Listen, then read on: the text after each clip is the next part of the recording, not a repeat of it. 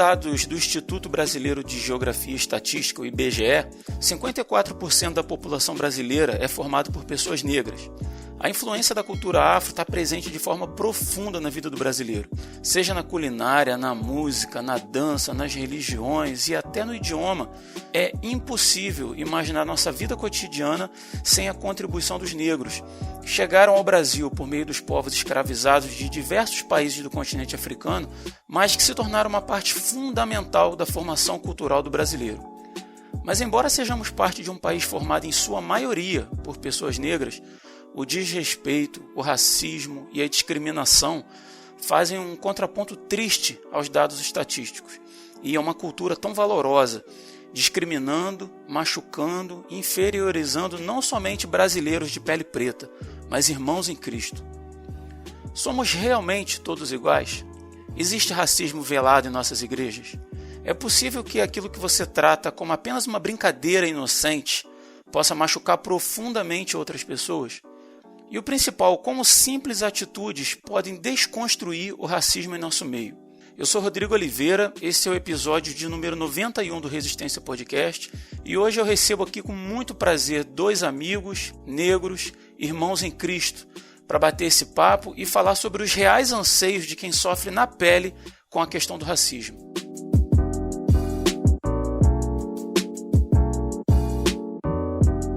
Para começar, como manda boa educação, né, as damas primeiro, eu recebo aqui hoje nossa primeira convidada, podcaster lá do Super Pocket Show, doutoranda em microbiologia, Débora Menezes. Débora, seja bem-vinda, fica à vontade entre nós, queremos ouvir tua voz.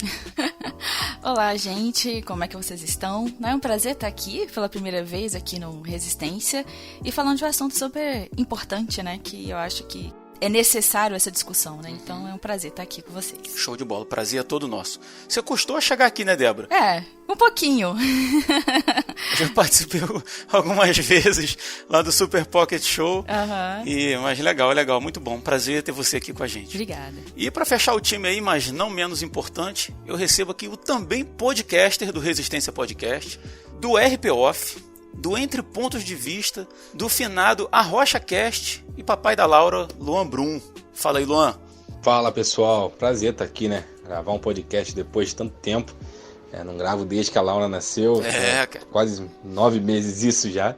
Tem bastante tempo, mas é um prazer. É sempre bom estar aqui, sempre bom poder falar sobre esse assunto, né? Sobre racismo.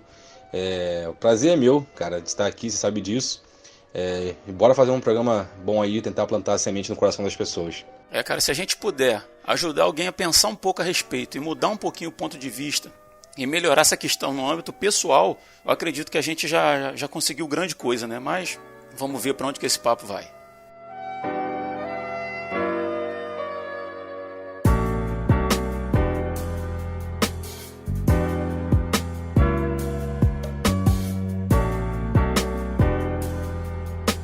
Galera, para começar eu queria dizer que o fato de eu ter convidado dois irmãos negros para falar sobre a questão do racismo não foi assim mera coincidência, né? Embora assim esse tema ele já seja do meu interesse já há algum tempo, né? E tenho lido alguns livros a respeito, ouvido outros podcasts, né? Pesquisado um pouco, me preocupado em ouvir outras vozes, né? Até por eu ser pai de um menino negro de 18 anos e de um branquelo de 17 anos, eu sei que alguns aspectos do racismo, pelo fato de eu ser branco e não vivenciar isso na pele diretamente, pode fazer com que eu não alcance determinados níveis de compreensão da questão, compreende? Então, assim, quando me foi sugerido o tema lá na Confraria Resistência Podcast do WhatsApp, eu pensei que seria muito fácil chamar alguém, escrever um livro a respeito, né, da questão do racismo, para a gente analisar aqui academicamente, mas ao contrário, eu quis trazer aqui pessoas que estão ao meu alcance, sabe? Gente que eu tenho contato, pessoas que eu conheço a voz, pessoas que eu posso chamar para conversar sobre demandas da vida real, do cotidiano, de gente comum. E, de repente, assim, ajudar os nossos ouvintes, sejam eles pretos, brancos, indígenas, brasileiros ou não, né? A pensar sobre esse tema tão delicado e tão urgente, né? Como vocês mesmos disseram na abertura. Então, para a gente começar, eu queria saber de vocês, começando aí com a Débora, qual a parte que o racismo ocupa no seu dia a dia, no seu cotidiano, Débora? Então, eu acho que a gente já começa, né, nesse assunto, e que eu acho que a gente talvez vá falar isso talvez de uma forma mais profunda, é que depende daquilo que a gente está chamando, né, de racismo, depende do nível, né, mas eu acho que a gente pode aprofundar isso, né, melhor. Se você me perguntar se eu sofri algum ato, talvez discriminatório, né, algum xingamento direto, eu não me lembro, né, e aí eu deixo destacado aqui, eu não me lembro. Mas eu vou contar, na verdade, que é uma coisa que para muitos pode ser só uma questão simples, mas que, na verdade, ela está completamente ligada a essa concepção racista que a gente tem, inclusive, na questão estética, né? Eu sou filha de um relacionamento interracial, né? O meu pai é a pessoa preta, ele é retinto, né? Então ele é escuro, né? E a minha mãe, que é uma mulher branca, né? Então, e eu sou, né? Eu posso dizer que eu sou parda, né? Uma mistura. E é só para dar uma contextualização mesmo, dar esse contexto familiar. Acho que a família, então, do meu pai né, que tem esses traços negroides, né, e a mãe, com todo mundo praticamente. Acho que a minha avó que talvez seja um pouquinho mais, né, com a pele mais escura. Mas eu cresci, né, não usando o meu cabelo natural, né. Eu acho que talvez tenha alguns 2, 3 anos que a gente vai fazer que eu uso o meu cabelo, né, natural mesmo, sem qualquer intervenção química, nada, né? E quando a gente pensa, né, pensando o que me levava a usar o cabelo diferente, nunca foi só, porque eu quero ele assim, né? Eu gosto do meu cabelo mais lisinho, né? Enfim, com menos volume. É porque desde criança a concepção que eu tinha daquilo que é bonito, né? Ou daquilo que, né? Que as pessoas vão olhar e falar, olha, que moça bonita, era quando eu tava com o meu cabelo alisado, né? E era o que eu via também ao meu redor. Então, desde criança, né? Com meus 9, 10 anos, eu comecei a usar o meu cabelo assim. E quando eu não podia, né? Manter o meu cabelo, digamos, menos volumoso e mais liso, era um período que você ficava, como é que eu vou cuidar do meu cabelo? O meu cabelo tá feio, né? Então, eu acho que é uma dimensão, talvez, que a gente pense na estética, né? Mas o que me levava a isso, e eu não sou a única, obviamente, se você vai ver vários relatos assim, eu tenho minhas irmãs também, e outros conhecidos, né? E outros relatos de pessoas que eu não conheço, mas que relatam, né? O que levava a usar um cabelo diferente, são questões que existe, né? Digamos, no imaginário, existe aquilo que é considerado bonito, né? Existe um padrão, e quando a gente vai ver esse padrão é completamente diferente de traços negroides, é completamente diferente dessas características africanas, né, do cabelo mais crespo. Então, se a gente começar a pensar só nessas questões, que é cotidiana, né, da vida, parece que é só, como é que eu quero usar o cabelo, isso é completamente uma concepção que parte, né, do racismo, né? Então, determinado padrão estético também ele é determinado por essas questões, né, racistas que a gente tem na nossa sociedade. Esse acho que é um exemplo que eu tenho mais óbvio, assim, e que também, de certa forma, faz parte de me enxergar como uma pessoa, né, que é negra, né, eu sou uma pessoa preta, e que por muito tempo eu não usava meu cabelo e achava ele feio. Eu achava completamente feio, né? E hoje eu olho e falo, gente, olha, meu cabelo é maravilhoso, é lindo, né? Como assim eu não usava esse cabelo antes? Eu odiava ter que ir em salão de beleza para fazer coisas do meu cabelo, porque eu sempre ouvia comentários muito, muito negativos a respeito do meu cabelo, do jeito que ele era, o volume que ele tinha, né? E eu ia, mas voltava, era triste, né? Porque eu sabia que eu ia ouvir alguma coisa em relação ao meu cabelo, e não é simplesmente, sabe? Do jeito que ele é, porque ele era encaracolado, indo pro crespo, né? Então, era um momento complicado ter que ir, mas, ao mesmo tempo, eu só ia me sentir bonita quando o cabelo estava menos volumoso, né? Então, acho que, graças a Deus, hoje eu não uso ele, mas passou por esse processo de ver as pessoas usando, as minhas irmãs, que bem antes de mim já deixava o seu cabelo, começaram a assumir o seu próprio cabelo também. E eu acho que recentemente, a gente pode dizer, né, se a gente pegar nessa linha histórica, muito recentemente de você ver as pessoas usando o seu próprio cabelo, né, desde o mais crespo ao menos crespo, né, as cacheadas, utilizando seu cabelo, encontrando produtos, né, específicos para esse tipo de cabelo, porque o cabelo crespo é um cabelo mais seco, se você comparar com o liso. Então tem esses pormenores, é muito recente que você tem até nessa parte da indústria, né, dos cosméticos e de cuidado da pele, maquiagem, muito específica para pele mais escuras ou menos escuras, né, nessa intermediária dessa quantidade de melanina. Até um tempo atrás era complicado você encontrar produto específico para essa pele, né, para a gente ver, já começar a pensar o quanto que o racismo ele está presente em muita coisa, que às vezes talvez a gente ache que seja ordinário ou natural, ou a gente nem pensa sobre, né. O que é estranho se você pensar que o Brasil tem sua população majoritária formada por pessoas negras. Né? Exatamente. Deixa eu só te fazer uma pergunta antes, e é uma dúvida sincera. Eu sou branco, criado numa família de brancos, né? E na minha infância era comum você se referir às pessoas de pele preta como negros, certo? E usar a palavra preta para se referir a uma pessoa negra, eu fui ensinado assim, era pejorativo, não era legal. Essa é uma dúvida sincera, porque eu vejo pessoas de pele preta se referindo assim, porque eu sou preto. Outros falando eu sou negro. Há alguma coisa pejorativa nessa expressão ou não? Hoje as duas são bem aceitas? As pessoas que eu acompanho, né, os intelectuais, as pessoas que discutem muito essas questões raciais, elas falam que não tem diferença, né, a pessoa preta, a pessoa negra, né.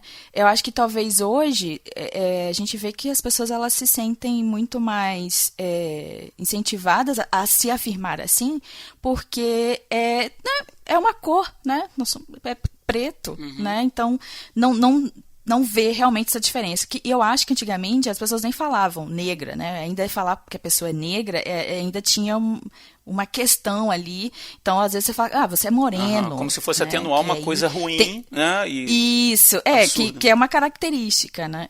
Mas é porque o racismo, ele põe, né? Ele faz uns pressupostos, né? Quando você afirma enfim, fala essas questões de cor, etc.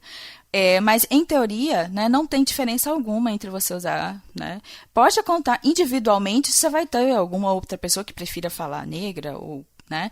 Mas em termos de um é menos pejorativo do que outro, não. De boa, né? São equivalentes. Que bom. Luan, e você, meu amigo? Como é que você pensa essa questão? O quanto que o racismo ocupa na tua mente, no seu dia a dia, no teu cotidiano? Como é que você vivencia isso aí? Eu vou até começar falando que a Débora falou, né, que eu não lembro de nenhum caso de racismo, e quando ela tava falando, ela foi contando alguns casos de racismo da vida dela, né, engraçado. Exato. Falando assim, é um racismo velado, né, que ele é tão velado e ele fica tão no nosso inconsciente, que a gente até às vezes nem considera como racismo, né. Acredito que passa muito pela questão de conscientização mesmo que vem acontecendo nos últimos anos, assim, se for puxar o histórico, quando eu era moleque, assim, lá meus 10 anos, 12, 14 anos ali, eu nem me considerava negro. Eu também, da mesma forma que a Débora, posso me considerar pardo, né? Mas eu não me considerava negro, assim, tipo, eu lembro que uma vez, tinha um amigo meu, muito branco, um cara muito branco mesmo, família toda branca, e aí a gente tava montando um bonequinho no FIFA, na época, pra jogar, eu montei meu boneco branquinho igual ele, assim. Aí ele, mas você não é branco. Mas aí na minha cabeça, eu achava, por exemplo, cara, eu não sou negro, porque o negro é o cara de pele retinta, igual a Débora falou. Tipo, eu não sou negro, eu sou branco, tipo, é o cara da pele retinta e o resto é branco, assim. Não me considerava negro nessa época. E aí até nessa família mesmo desse meu amigo, o avô dele, eu lembro disso, que o avô dele falava assim, você vai ficar andando com esse negrinho, assim, entendeu? E só que assim, eu não achava aquilo ali como uma ofensa, não considerava aquilo ali como, nossa, meu Deus do céu, não posso mais ir naquela casa porque me trataram mal, porque não tinha isso, assim. Eu acho que eu fui ganhando consciência de negritude com o passar do tempo, e muito pela representatividade, né, a Débora falou que sobre o cabelo dela, né? O cabelo dela ser feio, né? E caraca, meu cabelo era feio, aí eu tenho que cortar, aí a minha pele, aí mais isso, mais aquilo outro. Era muito, muito o que era propagado, né? A gente não tinha um exemplo de esse aqui é o negro, ele é o protagonista. Essa aqui é a negra, ela é bonita. Você tinha muito as modelos brancas, atrizes protagonistas de novelas brancas, desenhos, filmes, brinquedos, tudo branco. Então, assim, você não se identificava naquilo ali, né? E hoje em dia é muito mais simples, assim, você se identificar, apesar de, assim, é muito mais simples, mas apesar de toda a complexidade que envolve isso, você consegue ter um pouco mais de visibilidade, né? Um outro ponto, quando eu fui fazer intercâmbio nos Estados Unidos, e aí isso aí até para entender um pouco da percepção de negritude, assim, não só como é complexo, né? Porque não é uma coisa só nacional, assim. Quando você vai para fora do país, a mentalidade de negritude já é diferente daqui. Assim, eu lembro que eu fui conversar com um cara e ele tinha pele retinta, assim, cara, um negrão mesmo. Eu tava conversando com ele e tal, e aí nos Estados Unidos, né, tem o termo com N que é proibido de ser falado pelos brancos, que é o niga. E aí eu falei pro cara assim, cara, eu sou um niga também. Aí ele olhou pra minha cara e falou assim, não, você não é um niga. Tipo assim, eu não fazia parte do movimento dele, assim, né? Ele falou assim, não, você não é. Aí eu falei, como não, cara? Olha a minha pele, eu sou negro. Ele, não, você não é negro. Tipo assim, na cabeça dele eu não era negro. Então, assim, na minha cabeça eu era, na cabeça dele eu não era. Então, assim, eu acho que ainda tem muito a ser trabalhado até, assim, dentro da nossa categoria ainda, assim, dentro da nossa classe. Porque algumas pessoas ainda não enxergam outros como negros, não sabem o que é um negro, tipo, não entende muito bem. E é isso que eu acho que tem que ser bastante trabalhado, assim. Mas assim, eu no meu dia a dia, graças a Deus eu tô num ponto de privilégio, né? Então, apesar da cor da pele, não tem um impacto, assim, na minha vida de, eu sou escanteado em alguma coisa, eu não tenho sei lá, uma oportunidade no meu trabalho ou em algum outro lugar por causa do meu tom de pele. Graças a Deus eu estou em ambientes que não levam isso em consideração, as pessoas com quem eu convivo também não tratam dessa forma, mas eu consigo enxergar isso claramente no meu dia a dia, assim, eu ando na rua, eu vejo, olha, aquilo ali, olha só, amor, pô, caraca, o que tá acontecendo aquilo ali? Shopping, por exemplo, quando a gente vai a shopping, eu não sei se já aconteceu com você, Débora, mas comigo nunca aconteceu, do segurança, tipo, ficar de olho, assim, que eu tava fazendo, ficar seguindo a gente, que não sei o que eu tô no shopping. Mas eu vejo sempre acontecer isso. Eu entro em loja, assim, eu vejo segurança seguindo alguém, eu vejo passar, tipo assim, passa um grupo de 3 negros, não dá um minuto, tá passando segurança atrás. Assim, é um negócio que acontece diariamente. E às vezes o próprio segurança é negro também. E acontece isso, assim. Então, acho que a sociedade em si, ela está muito imersa ainda num racismo estrutural, no racismo velado, em práticas racistas, que é isso que a gente tem que tentar trabalhar. Assim, mas em mim, assim, o impacto, de fato, como a Débora falou, né, eu não lembro de nenhum caso de racismo depois de que eu me reconheci como negro e falei, cara, eu sou negro, então vou viver como negro, entendo minha pele e vou prestar atenção se alguém está discriminando. Nunca aconteceu, assim, de eu sentir isso acontecendo. Pode ter acontecido, igual os casos que a Débora falou, assim, nunca aconteceu comigo, mas aconteceu comigo. Pode ter acontecido, mas eu não lembro, assim, de... Eu até usei o termo, não me lembro, né, e realmente você chamou a atenção que eu tô pensando, a gente tá pensando na nossa pauta aqui, né? E aí eu não quis, né, adiantar as coisas, digamos assim. Mas é que a gente usou o termo velado, talvez velado não seja talvez o termo, né? Ele é naturalizado. Faz sentido. Né? Aquilo que é natural, aquilo não é necessariamente pensado, não é consciente. Se aquilo tá, por que você vai questionar, né? Alguma coisa se você entende, né, que aquilo ali sempre foi daquele jeito. Então, não faz sentido você questionar aquela coisa que é natural, né? Então, o racismo, ele é naturalizado. Essa ideia é naturalizada. Então, talvez eu não goste, né, hoje mais de usar esse termo velado, e principalmente, né, velado para quem, né? Exato. Quem é que tá com esse olho fechado, que não tá enxergando essa realidade, entendeu? Mas o Luan falou da questão da loja. Eu tenho um hábito que, na verdade, é do meu pai, né, que é a pessoa retinta, né? Meu pai não gosta, se ele não for comprar, se ele não for fazer nada que realmente ele precisa ali no estabelecimento, qualquer estabelecimento, ele não vai ficar ali na porta, ele não vai entrar na loja só para olhar, ele não faz isso porque ele sabe, né? Às vezes eu não sei se ele dá o nome, né? Por que ele tem esse hábito, mas isso é claramente porque ele, né, na condição dele, ele pode ser o suspeito, né? Isso pode criar uma situação ali em que, se ele está só olhando, a pessoa já vai ficar de olho nele ali, sabe? E eu também tenho eu falo hábito, né? Mas hoje, quando a gente pensa, a gente vai tomando consciência, né, dessa realidade racista, né, que a gente vive num país racista, esse hábito dele não é simplesmente porque ele não gosta de ficar ali à toa, sabe? É porque ele tem essa preocupação de que em algum momento a pessoa pode ter, né, de gerar algum tipo de desconfiança, porque ele é a pessoa negra ali daquele ambiente, né? Ele tem que ficar se policiando para não se expor a uma situação, né? Isso. Que triste isso. Exatamente. E meu pai ele pensa, né, isso, né, essa da loja é um exemplo, né? Mas ele tem outros hábitos que ele mantém para evitar esse tipo de qualquer coisa que possa soar suspeito, né? Mas aí esse suspeito, né, é porque realmente é por causa da cor dele. Isso é completamente racista, né? Exato. E aí a gente vai aprendendo isso, e é muito comum você ver no histórico das pessoas que crescem, né, pretas, e se pensar ainda, né, mais antigamente, muitas crescem com a família com uma estrutura de educação muito rígida, não é simplesmente porque é o cuidado do pai que quer ver aquele filho, obviamente, ser uma boa pessoa, é porque ele tem que preparar esse filho para lidar com o ambiente racista, né, de tentar evitar ao máximo de que ele seja suspeito, de que as pessoas fiquem questionando muito, né, a atitude dessa pessoa, né? Então crescem às vezes numa educação muito rígida de não é para falar isso, você tem que agir de determinado jeito, por essa ideia, né? É para tentar, é uma forma de resistência ou de sobrevivência nesse ambiente em que as pessoas que têm mais melanina, elas sofrem esse tipo de preconceito. Eu acho que, eu não sei se a gente já adiantando, mas a gente já começar a falar sobre o que a gente está chamando de racismo, né?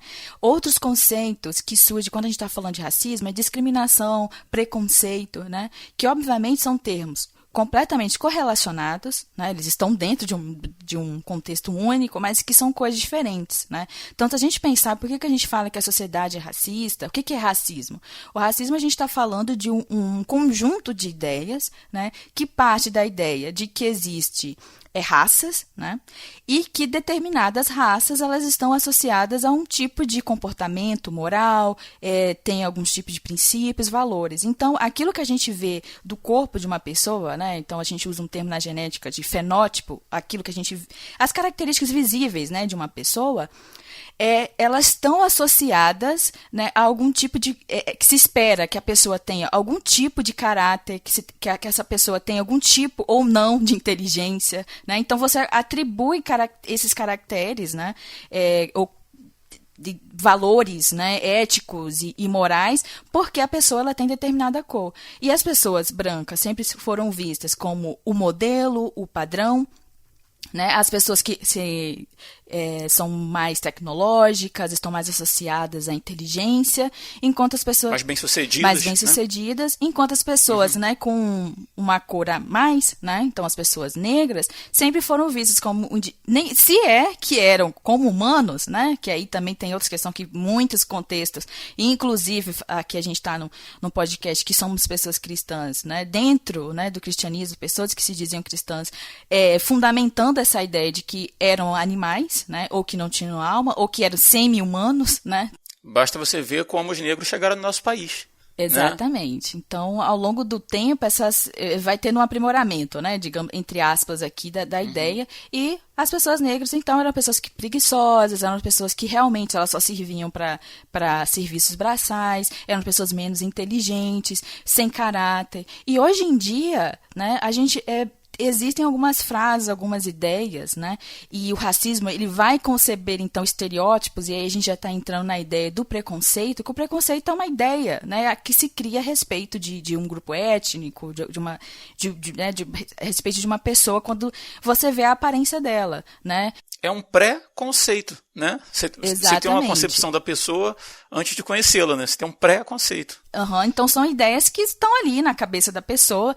É o famoso, indivíduos orientais, né? Que tem essa ideia no imaginário de que são pessoas mais inteligentes, né? E para a pessoa negra é que às vezes é uma pessoa preguiçosa, que os homens negros são homens mais violentos, né? Então são essas ideias que as pessoas, né, se têm, né? E que isso seria então o preconceito. E a discriminação, né, ela está muito ligada ao próprio ato, né, de você transpor, digamos isso, talvez esse preconceito que você tem em relação a uma pessoa e definitivamente ter uma atitude em que você atende diferente àquela pessoa, você acha que pessoas negras talvez não possam estar naqueles espaços, o mesmo que você, né? Então, você tem algumas pessoas brancas que falam claramente que existe um lugar que o negro pode ocupar e que a pessoa branca, né? Não necessariamente a pessoa branca precisa estar ali, então talvez uma profissão, talvez com menos escolaridade, aí esses são para as pessoas pretas, né? Então, cargos mais altos, aí essa se espera que tenha pessoa branca lá, porque tem essa concepção. Então, a gente vê que racismo, ele é uma coisa muito mais ampla, né? Ele abarca, né, o preconceito, vai influenciar na preconcepção que as pessoas têm a respeito né, da população negra, e a discriminação seria essa ideia, a ideia não, a prática mesmo, né, desse racismo, a materialização, digamos assim, né, do racismo, do preconceito que um grupo ou uma pessoa pode ter em relação às pessoas negras, falando aqui no caso, né. Então, tem essas diferenças, né? E o racismo, ele é uma concepção que, então, ele pode ser conhecido ou pode não, né? Ele está em tudo, né? Como as nossas instituições elas foram formadas, em como as relações entre as pessoas, a subjetividade que a gente fala, que é como o indivíduo ele se enxerga. No meu caso, eu pensava que o meu cabelo era feio, né? E isso é uma influência racista. Hoje eu consigo ver que isso parte, né, de algo que aquilo que é considerado bonito e daquilo que não. Pessoas negras, traços negroides são vistos como feios e aquilo que é bonito, aquilo que deve ser desejado, aquilo que é padrão, branco, né? Então, hoje eu tenho essa concepção, mas o racismo, ele é entranhado, né, em tudo. Então, nas relações que a gente vai ter com as pessoas, na própria concepção que o indivíduo tem de si mesmo, ou que um outro indivíduo tem do outro, né? Então, ele é muito complexo e profundo, né? E vai se mostrar, se manifestar de diferentes formas, institucionalmente, ou de uma pessoa falando que a outra, sei lá, né, usando o traço que é natural dela para ofendê-la até esse nível, né? Você nasceu em que ano, Débora? Eu sou de 94. 94, nossa, é muito nova. E você, Luan? Sou de 88, nossa, é muito velho. 88, cara, agora eu vi que velho sou eu, que sou de 78. Por que eu estou perguntando isso? Porque quando o Luan falava de algumas coisas de quando ele era criança, ele não levava mal, não se falava sobre esse tipo de coisa. Em 1988, 10 anos depois que eu nasci, eu cresci assistindo os Trapalhões.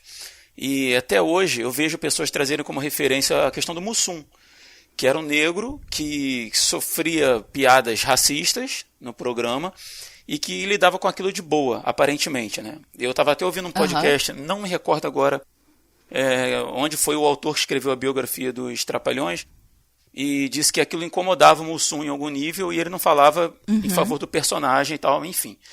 Mas, fato é que as pessoas falam assim, mas hoje tem muito mimimi, hoje tem muita coisa que antigamente era assim, era assado, era normal, era brincadeira, era só uma piadinha. Eu já ouvi uma pessoa que, se a gente botar em cor de pele, nem era tão branca assim, dizendo certa vez que negros de canela fina eram mais trabalhadores e negros de canela gorda não gostavam muito de trabalhar, como se isso fosse uma teoria científica. E cara, eu lembro que na época eu já achei aquilo de um absurdo, assim, sabe, tão grande. E isso, assim, há muitos e muitos anos atrás.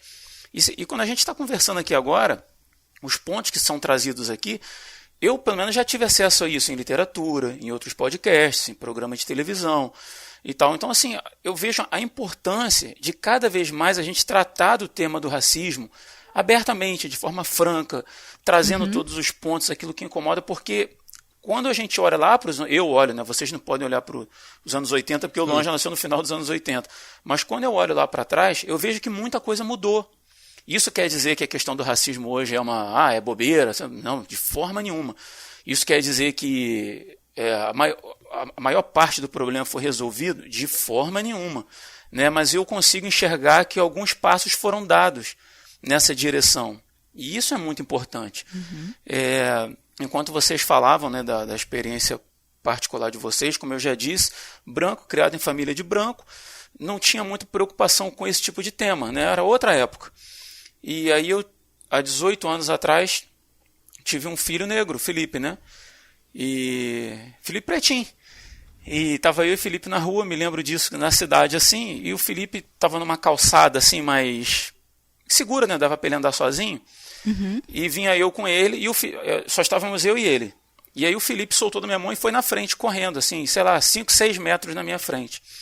E aí ele passou por uma senhora branca, uma senhora já de idade, assim, passou correndo por ela, assim, ela se deteve, olhou para trás para ele passar correndo, olhou para frente de novo na minha direção, olhou para trás, olhou para frente, e como se me ignorando, como se eu fosse invisível, ela falou assim: gente, esse menino não tem mãe, não.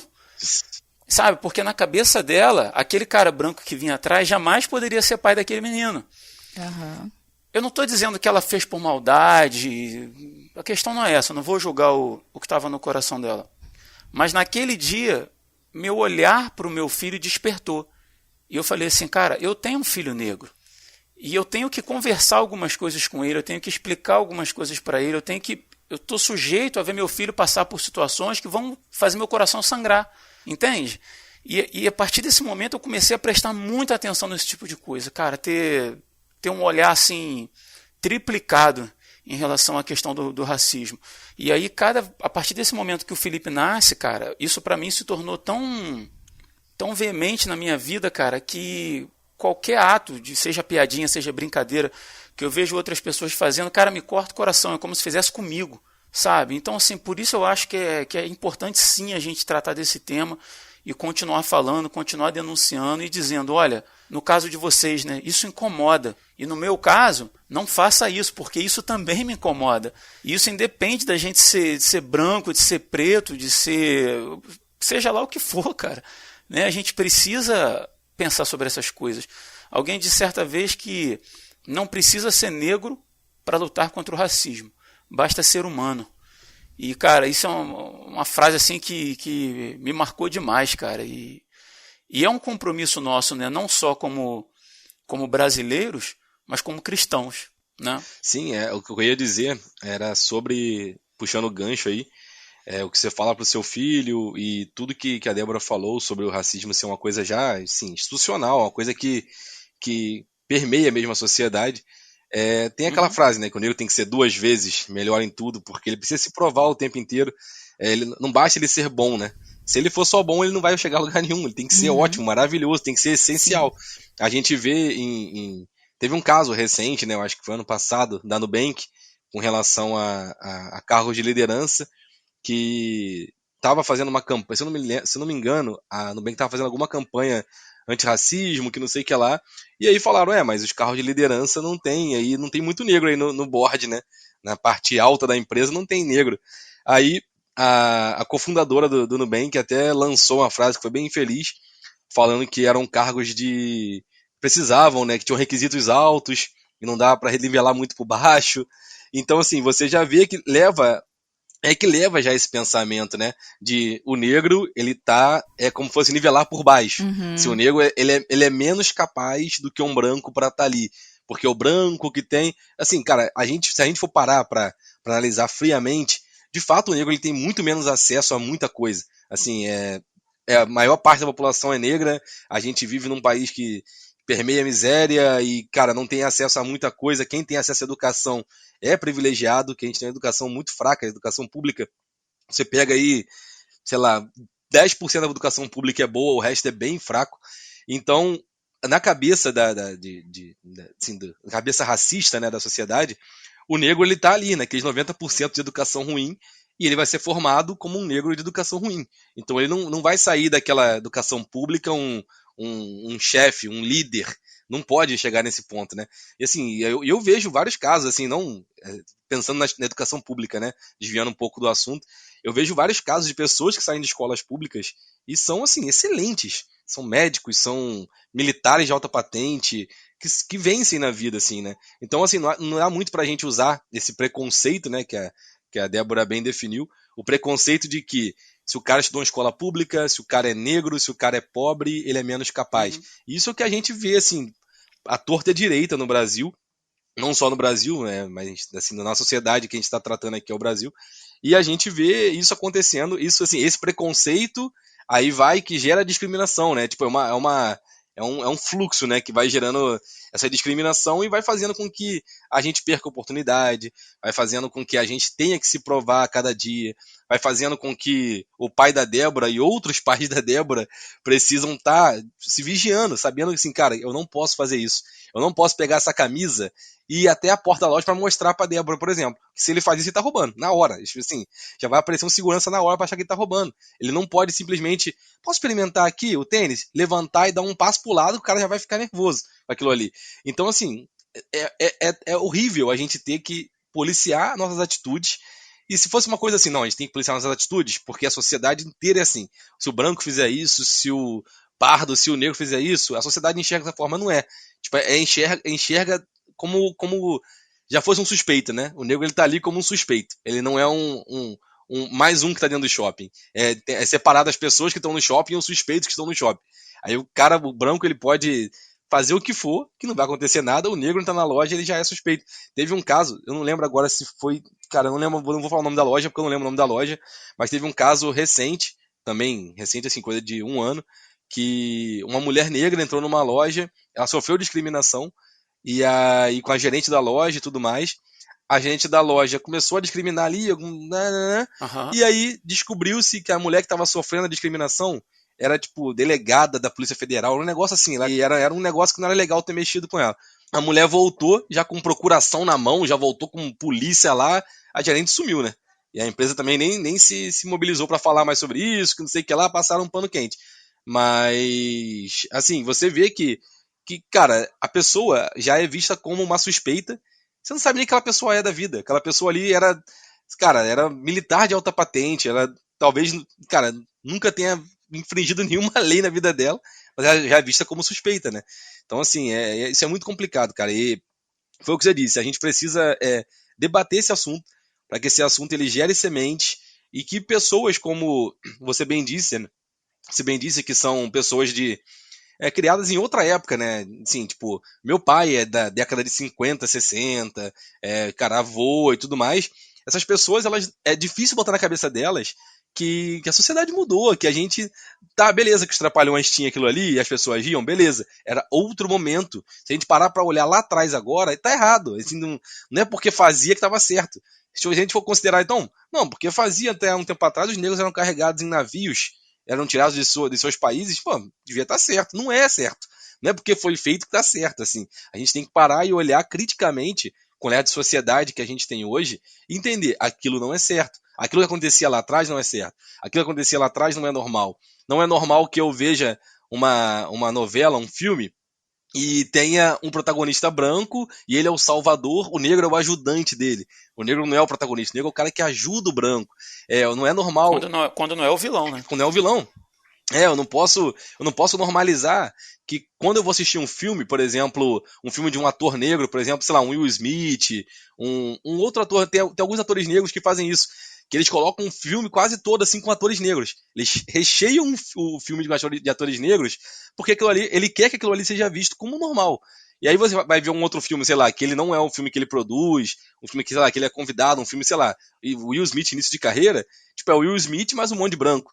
Então, assim, não dá pra normalizar isso, né? Porque a gente não pode normalizar que apenas os caras como Will Smith, apenas um cara como, sei lá, um Denzel Washington, um Obama, que são pontos totalmente fora da curva, são assim, atores excepcionais, são políticos excepcionais. A gente não pode imaginar que só os excepcionais da cor negra que vão chegar lá, né? A gente tem que normalizar que, tipo, o Luan, que é um cara comum, a Débora, que é uma pessoa comum, que eles podem chegar lá também, que eles têm que ser tratados da mesma forma. Não pode só tratar só, não, o Obama é negro, mas o Obama é o ex-presidente dos Estados Unidos. Então esse cara ele tem que ter um tratamento totalmente diferenciado, porque ele chegou onde os brancos chegam, né? Meio que, eu acho que é meio que essa visão que a pessoa tem, né?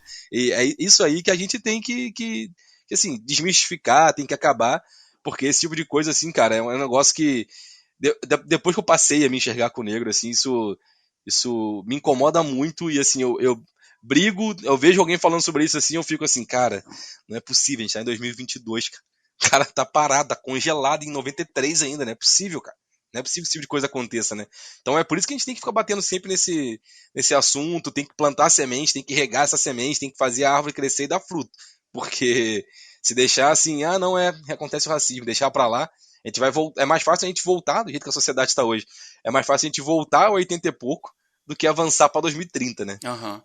Quando vocês veem uma matéria, por exemplo, como eu vi há pouco tempo, acho que ano passado, ano retrasado, que, salvo engano, a Magazine Luiza abriu uma quantidade de vagas lá somente para pessoas negras. Vocês acham que esse tipo de ação ela contribui para a igualdade no sentido de se igualar pessoas brancas e negras em determinados cargos, ou esse tipo de atitude se divide mais? Como é que vocês enxergam esse tipo de postura? Eu acho até interessante, né? Você usou o termo agora, né? Dividir, né? Que eu acho que algumas pessoas elas criticam, né, com uma intensidade, usando esses argumentos de que divide, né? Eu acho que a gente precisa voltar. O racismo, ele é uma concepção que está muito tempo na humanidade, né? Ele vai se manifestar de formas diferentes, às vezes ele vai ser pensado, racionalizado, né? Se a gente for pensar em termos de dar um nome mesmo para a ideia, né? Você tem a Idade Moderna, onde esse conceito, e você tem pessoas pensando e tal, mas é uma coisa que está sempre presente, né? Essa divisão de raças, essas concepções são coisas antigas. E por que eu estou falando disso? Porque ele vai se manifestar, dependendo da sociedade, de formas distintas, né? Tudo é racismo, mas ele pode ter, digamos que a forma como ele vai se dar, dependendo do lugar, ele vai ser diferente, né? Um exemplo que a gente sempre faz muito, a gente, né, e que algumas pessoas, né, aqui no Brasil pensam, né, que aqui alguns acham até que a gente não é um país racista, né? Tem gente que já acha que racismo aqui não existe, aí fica mais mais complexo ainda, né? É difícil de discutir, né? É difícil discutir quando a pessoa ela não consegue ver que isso está acontecendo, né? Mas aqui no Brasil a gente tem um fenômeno de que talvez para uma parcela grande, o racismo existe, mas na hora de se falar que ele é racista é mais complicado, né? Então mas quem são essas pessoas, né? Mas a diferença que a gente tem, né, de alguns lugares, aqui eu quero destacar do Brasil, e aí às vezes algumas pessoas trazem os Estados Unidos, o contexto de lá, que também recebeu, né, teve essa diáspora, retirada de pessoas da África que foram também levadas, né, contra a sua vontade também para os Estados Unidos, e a forma como esse racismo ele foi se dar, né, nesses lugares, por exemplo, são diferentes. E aqui no Brasil existe uma ideia que vocês vão ver muitos os intelectuais, as pessoas que estudam e que discutem essas questões, vão falar que aqui, né, teve uma ideia que vingou e que deu muito certo, é a ideia da democracia racial, né? E isso foi fundamental para pensar que aqui, né, a gente recebeu, né, isso foi um estudo que eu vi que a gente, de todas essas pessoas que saíram, que foram tiradas da África, que foram levadas para diversos lugares do mundo, 40% dessa população africana veio parar aqui no Brasil, né? Então a gente, e até hoje, né, eu não vou saber talvez dizer a porcentagem disso, mas a gente está, se não é o primeiro, né, está entre esses primeiros países com uma maior população negra fora da África, fora né? Da África. E essa ideia, então, daqui de democracia, né, racial, porque a gente tem uma porcentagem grande, então surgem as pessoas pardas, né, porque tem essa mestiçagem e tal, e isso, né, é pensado, né, não é uma coisa que, né, que as pessoas às vezes bem intencionada, né, querendo, alguns bem intencionada, outras nem tanto, e vão fomentando essas ideias de que, como a gente que tem, né, o mestiço, as pessoas, né, misturadas, então, como assim, né, existe preconceito? Como assim existe racismo? E isso, né, foi um discurso que jogou traz o termo conflito, né? Então essa ideia que aqui não tem racismo foi jogada para debaixo do tapete. E o que isso culminou? Culminou em que toda essa situação que o Luan estava comentando, né? E que o Nubank, que essa ideia de que parece que não tem pessoas, né, negras que possam ocupar esses... Qualificadas, né? Não existem essas pessoas qualificadas. E obviamente eu não posso negar porque as pessoas negras, elas vão compor a população pobre do país, né? E isso, foi uma questão política também que conduziu isso, né? Mas voltando assim, senão eu me perco, eu vou né? vou pensando em várias coisas ao mesmo tempo e eu vou me perdendo. Mas voltando aqui na questão da democracia racial, foi uma ideia, então, que meio que botou panos quentes, né, nessa realidade, né?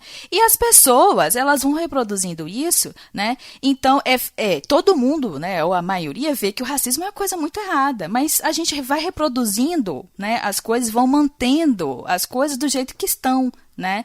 E aí, a gente precisa, né, para tentar mudar essa realidade, a gente precisa falar sobre, né, que é o que a gente está fazendo aqui, porque não falar, né, que aí as pessoas têm medo desse conflito, mas aí que você vai levantar o racismo nas pessoas. Gente, como é que se combate uma coisa se você não entende como é que ela acontece, né? E a gente precisa, sim, dessas iniciativas privadas, é uma forma de tentar combater essa realidade, são atitudes antirracistas, né? Então, ela como uma pessoa, né, no caso a Luísa, como uma pessoa que é dono de uma empresa que tem uma importância aqui no país e abrir e colocar sim, porque a gente tem uma realidade em que e é institucional, a gente acho que não focou tanto ainda, mas que o racismo ele é institucional, quando a gente fala de estrutural, é porque ele também vai conduzir como as instituições, sejam privadas, sejam públicas, né, vai fazer essa divisão, né, entre quem pode ocupar os cargos de poder, quem vai estar nos espaços, nos cargos que vão receber mais dinheiro, né? Se a gente pensar aqui, trazer a ideia, né? É só você fazer um teste simples, gente. Você já foi atendido alguma vez por um médico negro? Quantas vezes você foi atendido por um profissional negro em outras profissões? Quando você chega no espaço público e aí você vai ver os grandes diretores, os grandes políticos, qual é a cor dessas pessoas? E você acha mesmo, né, que é coincidência só 90% ou mais de 90% dessas pessoas serem brancas e as negras não estão lá? Será que é porque realmente não tem essas pessoas? Ou porque de alguma forma, a gente tem mecanismos que impõem limites, né, para que pessoas negras elas não possam alcançar. E, obviamente, existem as exceções, né? A gente tem o Barack Obama, o Luan trouxe muito bem essas pessoas, que a gente fala que precisa ter essas exceções até para provar que não existe o racismo, né? Mas quando a gente vai ver de forma geral, o racismo ainda continua. Eu comecei falando, né, o Luan depois, né, realmente, eu sofri o racismo e eu que não percebi, quando eu sou uma das poucas pessoas negras que está no meu ambiente de trabalho, no meu laboratório, né, eu tive poucas aulas, acho que pessoas negras que me deram aula, 3, que eu posso contar, no ensino superior, né, E aí você achar que isso é uma realidade, isso é coincidência, isso não é coincidência. Eu fui dar uma pesquisada nas questões das ações afirmativas, né, pensando nas cotas raciais, que, enfim, as pessoas levantam uma série de discussões, mas a realidade posta era que até em 2012, né, se eu não estiver aqui enganado, em 2012, só 14%, eu acho que dependendo ainda do lugar, que também vai variar, né, de pessoas pretas ocupando, de pessoas negras ocupando esse espaço. Logo depois, né, da implementação, né, das leis de cotas, só em 2018, né, que um pouco mais de 36% das pessoas que estavam ocupando esses espaços eram pessoas negras. E se a gente diretamente relacionado a essas ações em que não só pessoas, né, negros, porque também tem essa questão, são cotas, né, sociais, e dentro das cotas sociais você tem parte, né, destinada às pessoas de pretas, negras, né, e é relacionado, né, então esse aumento de pessoas pretas nesses ambientes está completamente relacionada a essas implementações dessas ações afirmativas, né, que impõem, porque existem uma série de barreiras lá atrás que, de certa forma, vai freando, né? E aqui eu acho que uma coisa que a gente já, né, que a gente sempre vai falar, que o Luan já trouxe, da questão da representatividade, o quanto que isso é importante, né, para a gente crescer, né, ou essa nova geração crescer e ter referenciais, né? Porque como é que você vai sonhar em ser alguma coisa se você nem sabe, você não tem contato com aquilo, você não vê ninguém vivendo uma realidade diferente da sua. Vai ficar na fantasia, vai ficar só no sonho, na fantasia, né? Não tem uma realidade para seguir, né? Eu falo que nem tem, Luan, porque se você não tem essa referência, como é que você vai sonhar com uma coisa que você não sabe que é possível? É abstrato, né? Abstrato. Isso. Então, o racismo, ele faz isso, né? De impedir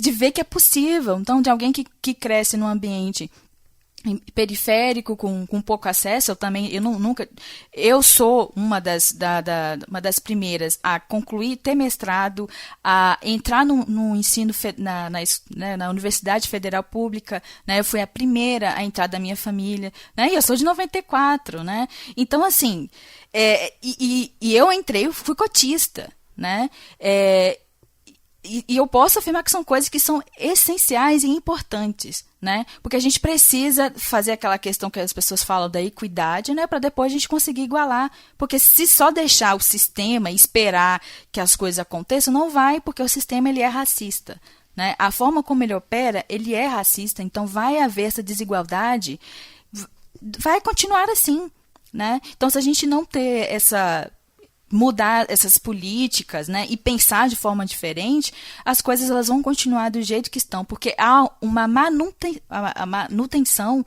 né, desse racismo, né, no nosso cotidiano.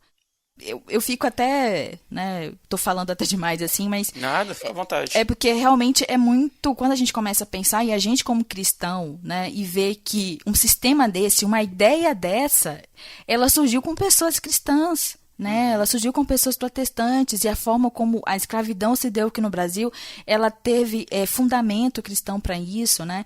E é difícil ver que hoje essas pessoas, né, umas pessoas que fazem essa crítica de que as coisas são mimimi, você fazer essa discussão e pensar na realidade de uma pessoa, né, que sofre, e às vezes ela nem tem a dimensão, a gente não tem consciência, né? Tem que ter esse despertar mesmo, né? Existe uma expressão de uma intelectual negra, o título do livro dela é Tornar-se Negro, porque esse tornar-se negro é você ter essa consciência, você precisa tomar consciência de que você é uma pessoa negra, né? E que existe essa realidade, né? E a gente precisa pensar ela. Né?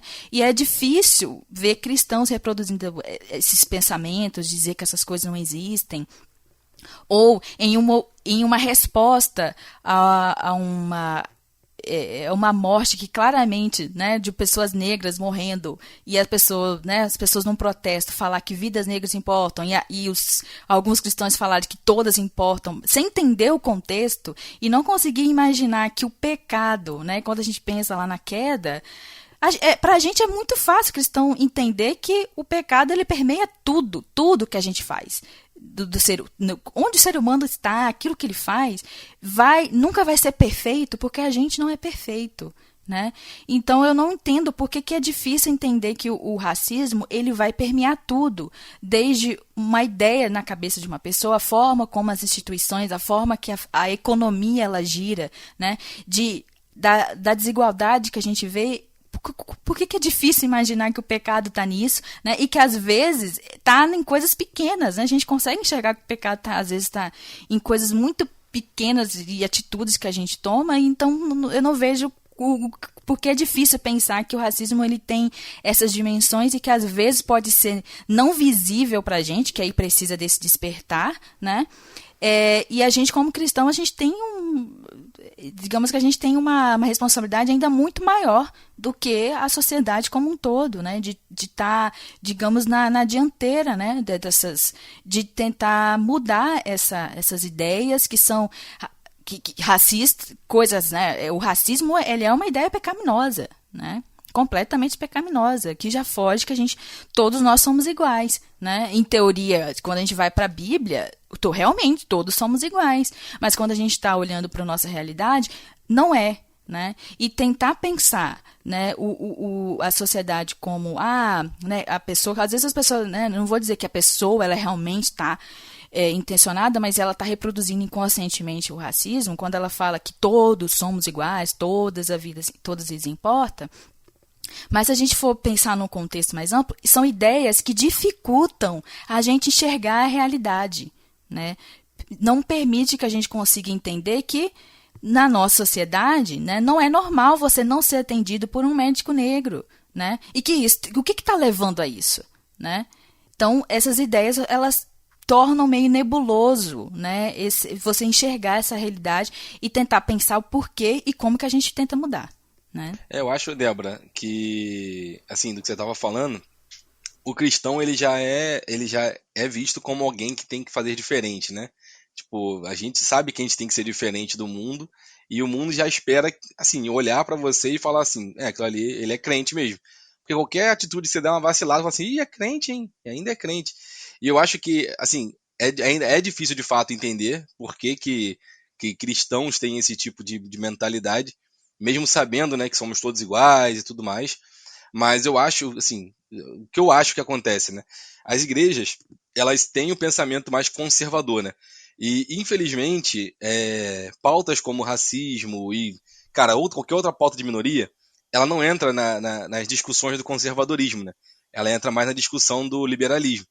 E aí, quando você vai para uma igreja que tem a visão conservadora e uma pauta que deveria ser uma pauta geral. Não deveria ser uma pauta do conservador, do liberal, do ateu. Não devia ser isso, né? O Rodrigo falou. É uma pauta humana. Assim, não devia ter discussão de quem está falando sobre isso. Devia ter sacramentado. É errado e acabou. Ponto.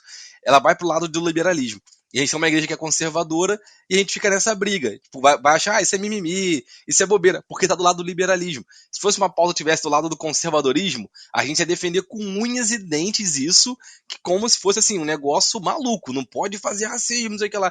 Eu acho que é muito disso, assim. Eu acho que é muito da mentalidade de... O aborto, por exemplo. Exatamente, eu ia falar sobre aborto. O aborto, ele tá do lado do liberalismo também, né? Eu quero que tenha aborto. Aí o cristão, que é conservador, fala, não tem que ter aborto por causa da vida. E aí gera toda uma discussão e fica nesse duelo. Só que o racismo deveria estar, não devia ter uma discussão, né? Se o racismo é certo ou errado. Só que como ele não tá do lado, que é o lado da igreja, que é o lado conservador, ele tá do lado... Assim, a gente pode até colocar aqui que obviamente que não é isso que acontece. Assim, óbvio que tem cristão de esquerda e tudo mais, mas assim, a gente considera meio direita e esquerda, né? Hoje em dia a gente tem essa polaridade, assim, direita e esquerda. A gente pensa meio que liberalismo como um negócio da esquerda, um conservadorismo da direita, então a gente tem essa discussão, né? Não, isso é uma pauta da direita, isso é uma pauta da esquerda, isso é uma pauta liberal, uma pauta do conservador, sendo que o racismo não devia ser pauta de ninguém. Na verdade, devia ser pauta de todo mundo, né? É da sociedade Exato, inteira. Não devia ter um dono essa pauta, devia ser uma pauta geral, uma pauta que a gente deveria sentar e discutir, resolver e falar, olha, isso acontece, isso não pode acontecer. A gente vê, por exemplo, como o brasileiro ele é tratado em relação a os outros povos sul-americanos, né? Assim, povos sul-americanos que eu digo mais os argentinos, os uruguaios, que tendem a ser com a pele mais branca, devido até à sua colonização, né? Foi uma colonização europeia não tão miscigenada assim, e hoje a população tem bastante miscigenado lá, mas assim, a fala maior da sociedade, assim, o grosso da sociedade que ainda permeia é a sociedade branca. Então eles veem o brasileiro como um negro mesmo, assim, inteira. Vê a sociedade inteira como um negro. E aí você vê, recentemente, para quem acompanha futebol, né, na Libertadores, o Brasil tem jogado fora do país, ou no país mesmo, mas com torcida de time argentino, de time uruguaio, os torcedores na arquibancada imitando macaco, assim, sem medo de ser feliz. Sabendo que não vai ter punição, sabendo que não vai acontecer nada, imitando macaco, imitando som de macaco, jogando banana, a câmera filma o rosto da pessoa e não acontece nada. Assim, um clube é punido lá, paga $20 mil. Cara, $20 mil é o salário do moleque da base do time, assim, que não prejudica em nada aquele time não perde ponto, aquele time não é banido, o cara não fica preso 6 anos pra olha só, se tu fizer isso aí, a câmera te pegar, tu vai ficar preso 6 anos, não é nada, é uma multinha, o cara paga R$2.000 e sai da cadeia, assim, aí o consulado argentino vem, o consulado do Uruguai, então assim, a gente vê que é uma discussão que, apesar de ter tanta evolução, né, passos à frente que foram dados na década de 70, década de 80, 90, chegou aqui, a gente está discutindo esse assunto, uma coisa que não acontecia há 20 anos atrás, 15 anos atrás, mesmo toda essa discussão, toda essa conscientização, toda essa representatividade que vem acontecendo, a gente ainda está numa sociedade que o racismo ele é banal, né? É uma coisa banal, assim, o cara pratica o racismo e depois ele fala, não, isso é mimimi, pô, fiz nada de racismo não, isso aí que eu fiz foi bobeira, você entendeu errado, e aí acaba que a vítima fica descredenciada, né? E a gente continua tendo racismo, a gente continua sofrendo racismo na pele e não tem punição nenhuma. Então, assim, eu acho que muito disso acontece, né, trazendo para dentro da igreja, assim, pra gente até carregar a pauta aqui, que é muito mais pensar também no lado cristão, acontece muito da mentalidade das igrejas como um todo.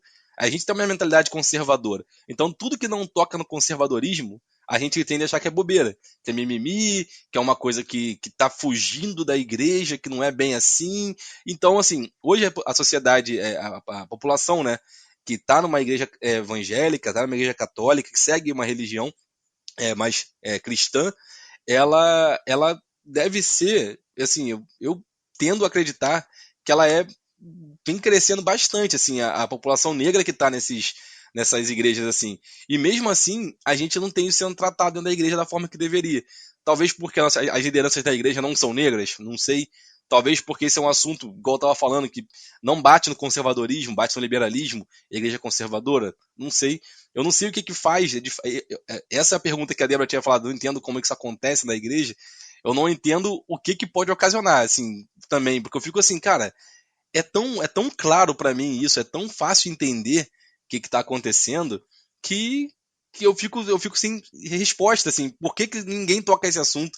Por que isso não é uma pauta, tipo, cara, batida com força mesmo, igual são outras pautas de outras minorias, que a gente fala assim, cara, beleza, tá acontecendo um movimento, é o junho da representatividade LGBTQIA+, é o não sei o que lá, o mês de não sei o que lá.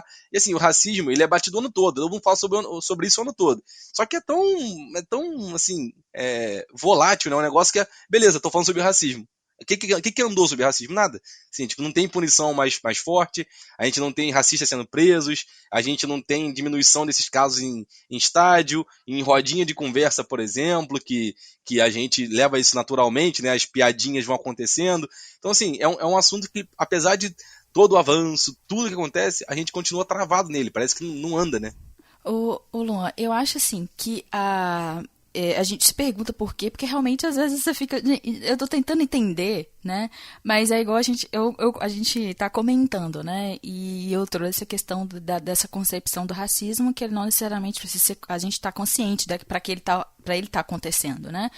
E eu acho. E a gente, como igreja, a gente tá inserido dentro de uma sociedade, né, gente? Então, se lá fora tá naturalizado, também parece que é uma tendência, né, abre aspas aqui, natural, de se naturalizar essas coisas mesmo dentro do espaço que, em teoria, a gente está, como cristão, está sempre pensando, né, nas nossas atitudes, pensando, né, como que a gente vai agir com o outro, né, porque essa relação com o outro dentro, né, para nós cristãos, é uma coisa que é muito importante, né, e que vai dizer muito também da nossa relação com Deus, né.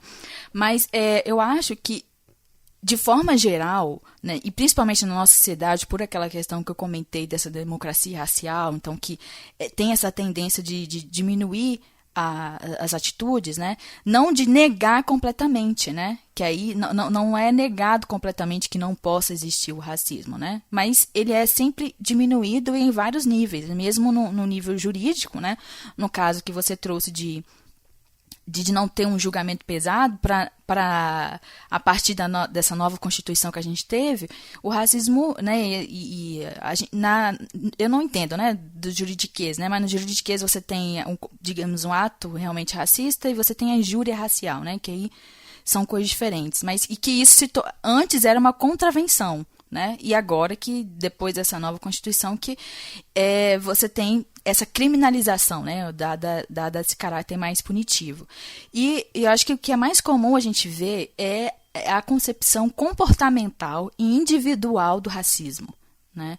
Então, quando para a maioria ela está falando que o racismo é pecado, em muitas situações ele está simplesmente só falando de um comportamento, né? De um indivíduo que vai ter um comportamento. Então isso não é visto, é combatido, isso é completamente errado. As pessoas elas vão olhar feio quando uma se, né, manifesta xingando, ou, né, você vai ter um grupo ali que vai falar que isso é errado, mas existe então essa concepção e muito individual ainda, né, se a gente pensar no racismo.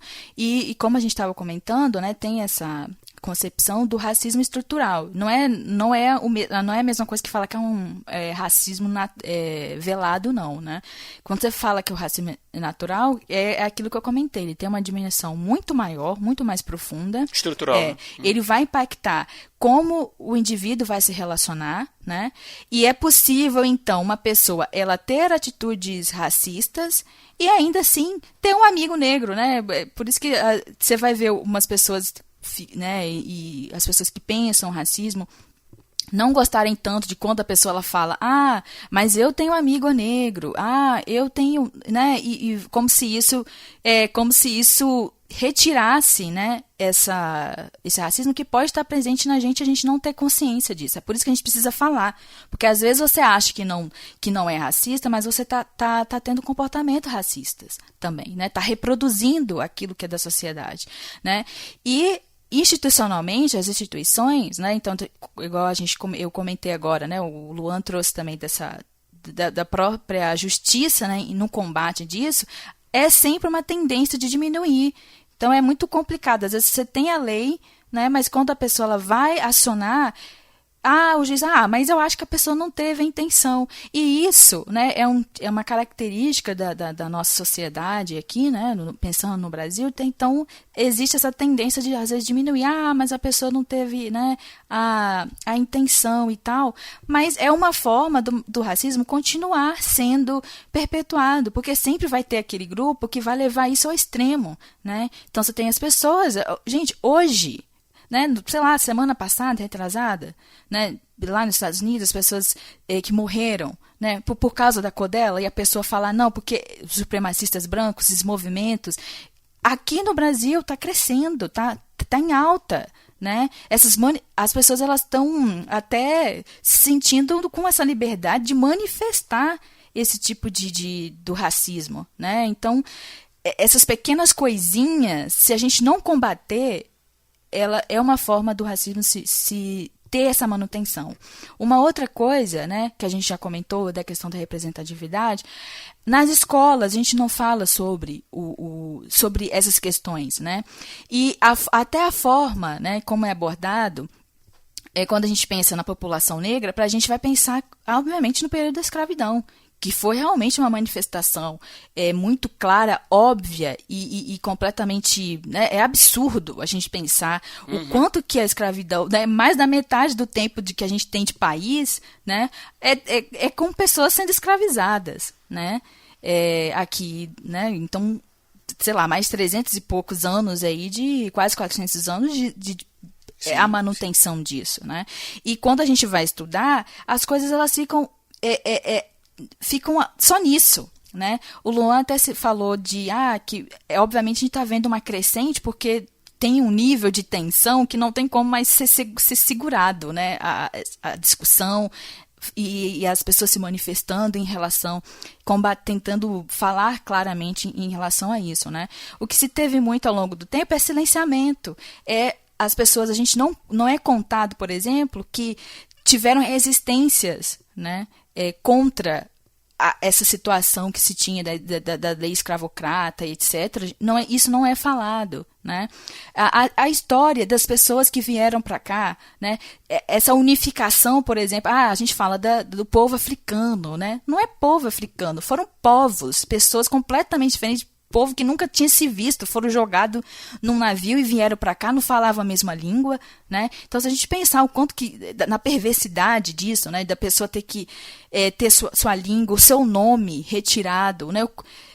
Essa desumanização, né, em todos os níveis, a gente pensar nisso, né, mas e trazer esses ícones que são apagados, quantas a escritora, né, a gente tem uma das, talvez considerada uma das primeiras escritoras a escrever um romance aqui no país, era uma mulher negra, sabe, e quanto que a gente não sabe dessas histórias, de quantas pessoas negras que fizeram grandes coisas e isso não é falado, também são formas, né, é mais uma forma de mostrar o quanto que o racismo ele vai se manifestando.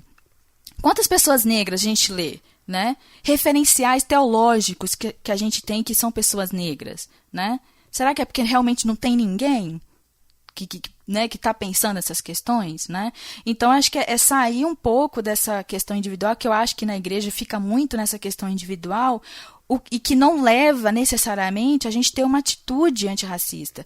É de votar em pessoas que tenham essas questões raciais no seu discurso, de luta, né, de tentar modificar essa realidade, de diminuir a desigualdade, né, da gente procurar consumir coisas, né, que tenham esse referencial, que tenham essas pessoas negras ali presentes, né, e então acaba que no nosso discurso a gente fala, racismo é pecado, Deus odeia que a gente faça acepção de pessoas, mas ao mesmo tempo a gente não discute a dimensão disso e nem se fala, né? O que dirá falar de como que a gente se combate isso, né? E que necessariamente não tem a ver com nenhum tipo de posicionamento, né? Que a pessoa tenha politicamente falando, né?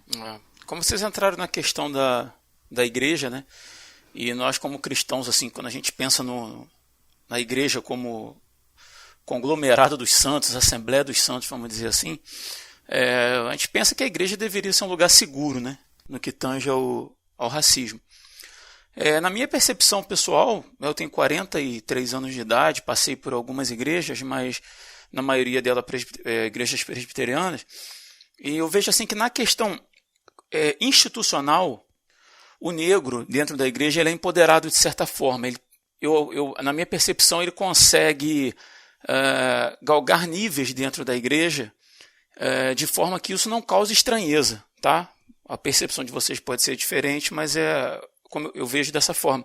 Por exemplo, nos cargos de liderança da parte dos oficiais da igreja, né, que é feito por meio de votação na Igreja Presbiteriana do Brasil, é muito, muito comum terem negros como diáconos, como presbíteros, como pastores, como professores de classe, como líderes de grupos. Então, assim, nessa questão institucional, eu acho até que a igreja ocupa um papel bacana nesse sentido. Tá? Assim, pode não ser a realidade, de repente, de uma ou outra igreja, mas das que eu passei, de onde eu vejo assim, é muito comum. Não causa assim, estranheza alguma. Mas aí tem uma outra questão, que é dentro do ambiente de igreja ainda, é a questão pessoal. Né? E quando a gente estava... Na verdade, esse programa ele foi sugestão de algumas pessoas lá na Confraria Resistência Podcast, e o nosso irmão Eloy, ele escreveu para mim lá, na verdade, na época, né? E eu guardei isso aqui. Olha o que ele disse, presta bem atenção. Nossa pele é extensa, mas só tem milímetros de espessura na camada mais externa, que fundamenta as distinções. Abaixo desse milímetrozinho de pele, somos todos iguais, todos pecadores. E aí, cara, ele tocou num ponto assim fundamental para essa conversa que a gente vem tendo e que a Débora já tinha falado alguma coisa, tinha pincelado alguma coisa, que é a questão do pecado. Né? O problema é que o racismo ele é uma consequência do pecado que habita na humanidade. Né? Ele é a consequência de uma causa chamada pecado. Né? E tendo essa consciência de que isso é pecado, faz parte... Até ontem na igreja a gente estava discutindo sobre isso, de que o pecado ele não faz parte da natureza do homem, porque o homem não foi criado em pecado, né? Mas ele é uma parte que está enraizada, agarrada na gente desde o nosso nascimento, a partir de Adão. Então, assim, se a gente tiver realmente essa consciência de que esses atos racistas sejam brincadeiras, sejam piadinhas, seja coisa séria, seja discriminação, seja qualquer coisa nesse sentido, se você nutre algum racismo explícito na sua vida, você que está ouvindo a gente, você está vivendo em pecado. Se você acha que você pode nutrir lá no seu coração, onde ninguém está vendo, um desprezo, uma discriminação, um preconceito, como é que eu vou dizer, uma discriminação mesmo em relação a uma categoria de pessoas, seja o negro, seja a mulher, seja o estrangeiro, seja lá o que for. Se você faz isso no seu coração, você está vivendo na prática do pecado. Sabe aquela coisa de que a gente sempre fala na igreja, a gente nasceu em pecado, mas a gente não pode viver na prática do pecado. O pecado tem que ser um deslize na vida do crente. E aí a gente trata como pecado o adultério, o roubo, o homicídio, mas a gente nutre lá no coração da gente preconceitos. E guarda isso, e mesmo que a gente não explane isso, a gente acha que isso é absolutamente normal. E não é, isso é pecado. Isso é prática do pecado. Uma vez um amigo meu disse para mim assim, a gente pode até não gostar de pessoas negras, a gente só não pode falar isso para os outros. Meu Deus. Falei, como assim a gente pode... Entende? E a pessoa que falou isso, falou como se isso fosse uma coisa absolutamente normal. É normal uma pessoa branca não gostar de pessoas negras, sem explicar a razão, obviamente, né? Simplesmente porque eles são negros, mas eu não posso falar isso para os outros. Isso é pecado. Pecado. E esse tipo de pecado, eu já vi acontecer dentro da igreja. Eu já ouvi casos dentro da igreja. Então, assim, se institucionalmente eu tenho bons exemplos para dar, pessoalmente, e aí a gente diminui, não é aquela coisa que vai prender ninguém, mas é a piadinha. E normalmente a piadinha é quando o negro não está perto. Sabe, normalmente, hoje em dia, é muito mais comum esse tipo de piadinha na hora que surge, ter o volume da voz abaixa um pouquinho, sabe? Porque alguma coisa lá dentro diz que é errado, diz que é pecado, diz que Deus não se agrada, diz que as pessoas não se agradam e eu não posso demonstrar isso para os outros, mas eu nutro isso dentro do meu coração. Então, assim, queria deixar um recado para quem está ouvindo a gente, né? Se você se enquadra nisso que a gente falou, não nutra, sabe, não alimente dentro de você o pensamento diabólico, satânico, pecaminoso, que te faz acreditar que você é superior ao outro por causa de uma característica física, intelectual ou financeira. Eu deixei anotado aqui o texto de Apocalipse 7, versículo 9 e 10, quando João está vendo o fim de todas as coisas, né? E ele diz assim, depois disso olhei e diante de mim estava uma grande multidão que ninguém podia contar, de todas as nações, tribos, povos e línguas, de pé, diante do trono e do Cordeiro, com vestes brancas e segurando palmas, e clamavam em alta voz, a salvação pertence ao nosso Deus, que se assenta no trono e ao Cordeiro. Todos nós, juntos, né, somos a noiva de Cristo. Nós fazemos parte do seu corpo. E está aí, Débora, a igualdade que a gente não consegue imaginar acontecendo, né, nessa existência, nesse plano durante a nossa vida, e que a gente luta tanto e de repente não vê tantos frutos, né, na medida que a busca por isso ocorre. Né? Então, assim, que você que ouve a gente e se percebe nessa condição, sabe, discriminando lá talvez no seu coração, abandone isso hoje, cara. Pede perdão a Deus, se ajoelha, peça perdão, peça que Ele te dê um coração igual ao dele, que dá mais honra aos outros do que se coloca numa posição de superioridade. Né? Que Cristo, sendo Deus, se esvaziou de sua glória, se fez como nós e morreu em nosso lugar. E nós, como discípulos de Cristo, o que a gente faz com isso? Né? É para a gente pensar. Mas para a gente puxar aqui para a conclusão, eu queria fazer uma pergunta e gostaria que vocês respondessem, pensando sempre lá no nosso ouvinte. Tá? A gente está aqui conversando e tem alguém do lado de lá do fone de ouvido ouvindo a gente. Para essa pessoa específica, se ela olha para tudo isso que a gente falou e ela pensa assim, olha, eu fui criado com essa mentalidade que inferioriza pessoas negras. Infelizmente, eu fui criado dessa forma, eu até aqui pensei assim, muitas dessas práticas que você falam, realmente eu sempre achei que era bobeira, sempre achei que era palhaçada, sempre achei que era nada demais e sempre tratei assim, mas agora eu entendi que é errado, que machuca, que mata e, sobretudo, é pecado. Como eu me livro disso? Como adotar práticas antirracistas? Eu acho importante a pessoa, se ela chegar nesse ponto de consciência, né, de perceber que estava sendo racista, que tem atitudes racistas, que ela repense, de fato, assim, cara, repensa realmente os hábitos que são enraizados, começa a olhar para a sociedade e ver esses pontos que a gente trouxe aqui de observa num shopping, observa na televisão, observa no que você consome, como que o negro é tratado, como é que o negro é retratado, estuda bastante e jamais minimiza, né, o racismo, porque Se você tiver uma condição que você não é o negro ali que está sendo ofendido e tudo mais, pode ser que soe como mimimi mesmo. O cara falar assim, cara, eu quero ter o meu lugar, eu não quero que você me chame de negão, eu não quero isso aí porque isso aí me machuca. E você fala assim, cara, mas como é que isso te machuca, cara? É porque você não tá no lugar da pessoa. Então, no momento que você tá machucando alguém, que você tá ofendendo alguém, é hora de você começar a repensar de fato, né? Esse tipo de atitude. Então, cara, repensar atitudes, observar a sociedade, não minimizar o racismo e estudar bastante sobre isso. Tem bastante material, tem bastante livro, tem filmes, tem vídeo, documentário, tem tudo. E se quiser também, a gente troca uma ideia aí, pode chamar no WhatsApp aí, chama nas redes sociais aí, que a gente pode trocar uma ideia se for o caso também. Uhum. Entender qual é a real demanda daquele que reclama alguma coisa, né? E agir de acordo com aquilo que esse grupo entende que é interessante para eles. Eu falei esse grupo porque pode não ser especificamente os negros, pode ser qualquer outro grupo de pessoas, né? Então, assim, acho que não tratar como besteira aquilo que é importante para esses grupos, acho que é um bom começo, né? Pois é, tem que começar a entender o tamanho das coisas, né? Porque não pode achar que tudo é mimimi, que tudo é bobeira, que tudo, mas no meu tempo. Cara, estamos em outros tempos, estamos em 2022. Então, vamos atualizar também a cabeça, né? A gente atualiza tanta coisa.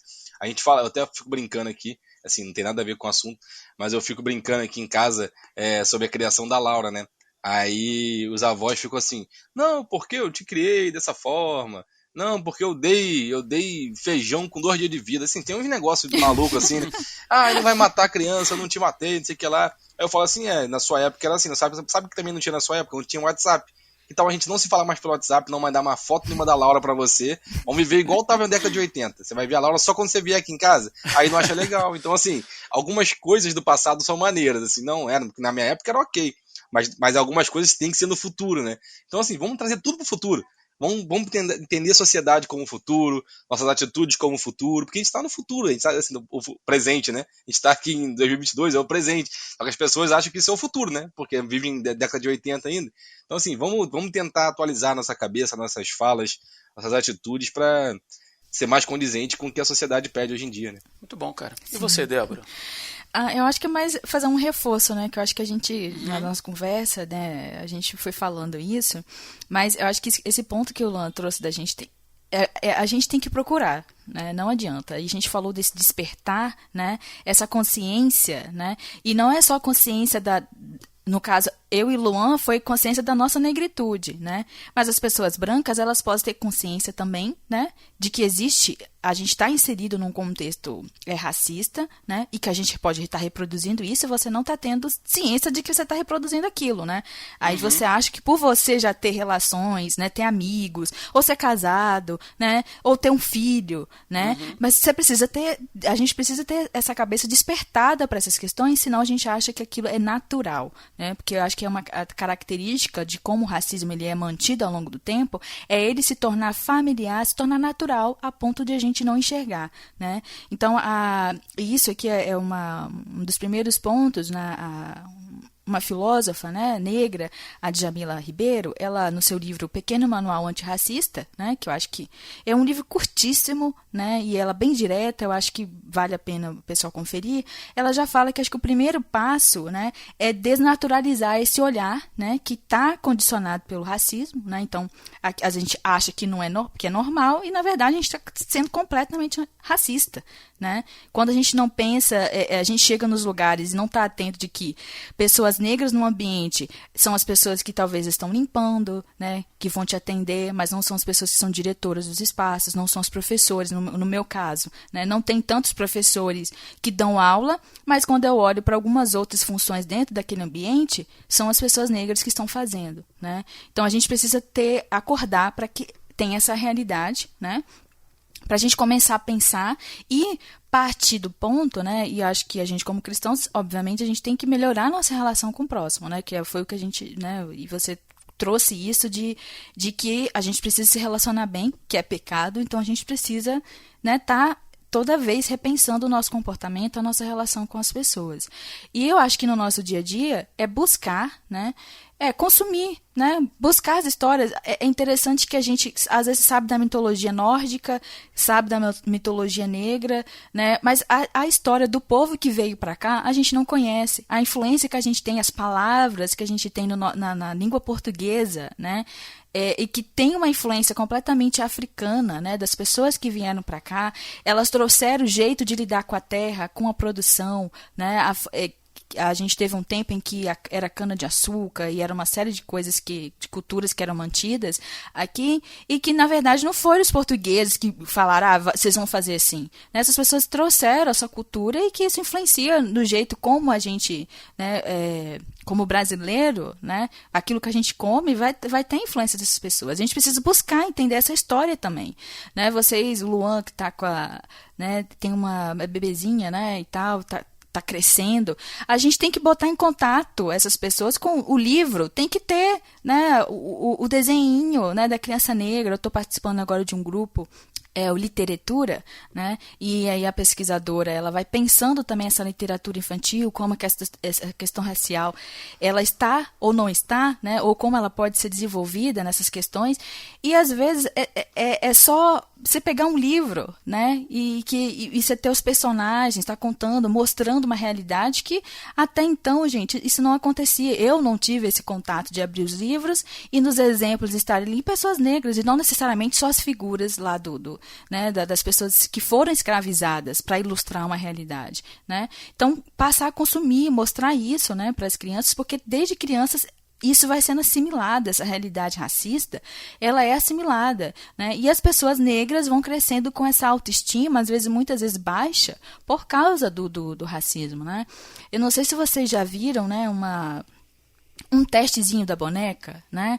E aí tem crianças negras em contato com tem uma boneca negra e uma boneca branca.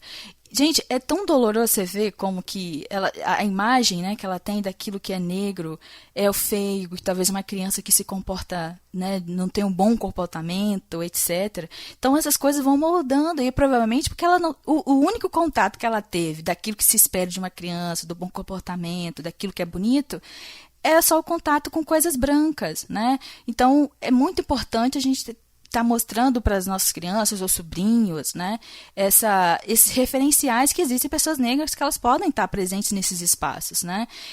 Ler livros, né, escritos por pessoas pretas, né, e que tenham pessoas pretas como protagonistas. E eu acho que nesse primeiro momento a gente precisa ter uma busca ativa por essas coisas, sabe? Para a gente ir quebrando um pouco dessa imagem daquilo que, quando a gente imagina uma coisa, ou determinada pessoa numa determinada função que tenha talvez um prestígio, a gente vai pensar primeiro numa pessoa, né, branca, né? Então a gente tem que ir quebrando isso e ser ativo nessa questão, né? Então é buscar, praticar isso, né? E para a gente conseguir ampliar e talvez, quem sabe, diminuir essas ideias que estão aí, né? E que só quando a gente vai pensando que a gente vê a profundeza, né, às vezes de um comentário, de uma piada que a pessoa está falando, mas é só uma piada, e não é. Ela tem o histórico dela é de ferindo pessoas, segregando pessoas, né, discriminando pessoas. Então a gente tem que rever isso e não tratar, né, como o Luan bem disse, a gente tem que tentar se colocar um pouco, né, no que a pessoa está sentindo, porque às vezes eu acho que nem isso, né, é dado para a pessoa, às vezes que ela está relatando uma situação difícil, parece que você tem uma dificuldade das pessoas simplesmente sentir, vamos tentar, e se fosse eu, né, numa situação dessa, né, empatia, né, dela? Parece que é sempre clichê falar isso, mas não é, gente. Tem minimamente, porque nem sempre a gente vai conseguir sentir o todo, né? Mas a gente precisa tentar colocar um pouco e tá buscando mesmo referenciais, pessoas pretas Tem vários livros, pessoas falando, não só necessariamente sobre o racismo, né, mas falando sobre outras coisas, né, porque aí eu acho que a gente vai fomentando cada dia mais diminuindo, né, essa desigualdade, né, que a gente vai vendo nos espaços, né, e no nosso dia a dia mesmo.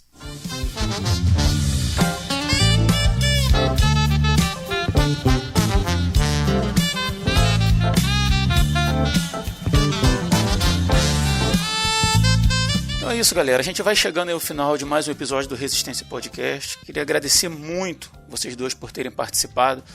Foi muito bom fazer parte desse papo aqui, com um olhar bem atento às demandas que vocês trouxeram. E, como a Débora falou, é um trabalho de todos nós, né? Existem alguns passos que a gente tem a oportunidade de dar, algumas atitudes, e pode ser que a gente não vá mudar o macro da noite para o dia, né? Mas aqui no micro, no meu metro quadrado, vamos dizer assim, né? No que tiver no meu alcance, a gente tem que trabalhar, todos, sejamos pretos, brancos, índios, seja lá o que a gente for, nós somos seres humanos, né? E principalmente para nós que somos cristãos. Principalmente para nós que somos discípulos de Cristo. E queria agradecer primeiro aí, Luan. Obrigado pela tua participação, tá, meu irmão? Obrigado mesmo, de coração. Não, prazer é todo meu. Eu que agradeço a oportunidade de voltar a gravar aí e tratar esse assunto. É um assunto que precisa ser tratado com bastante carinho mesmo. Eu acho que aqui eu já vou até fazer a recomendação aqui de uma vez. Show. Eu acho que, como eu tinha falado, né, que é legal as pessoas estudarem, darem uma pesquisada. Acho que vale ler o livro do Laurentino Gomes, né, de escravidão. Vai até um livro que o Rodrigo me indicou. E é um livro que fala bastante, né, de como o povo veio para cá, e aí toca no que a Débora tinha falado, sobre entender que não é o povo africano, né?